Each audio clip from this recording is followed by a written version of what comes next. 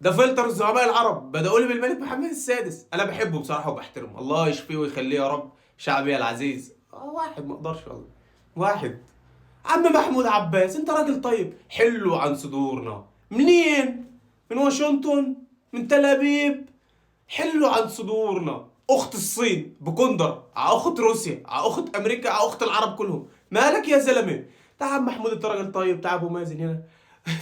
ريس، ريس عبد الفتاح السيسي. لا صحيح، العصافير كانت العلف يا احمد. اتنين يا ريس حبيبنا. الشيخ محمد. اوه جلالة سيدنا، الله يحفظك يا جلالة سيدنا. ثلاثة. اه الرئيس قيس سعيد، انا لا اخاف الا الله. تونس راب لبا يا فخامة الرئيس. المسعود سبعة. عمي تبون وعمي تبون، بلاد غنية، بلاد قوية.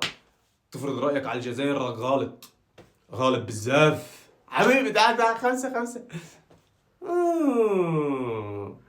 الهدف لم تكن ثورية، بل كانت سيادة الرئيس.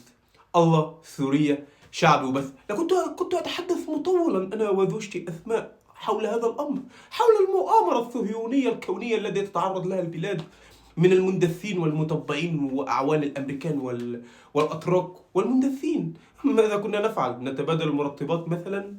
تعال لو كانت في 20 كنت حضرتك فيه. حبيبي قلبي سلام.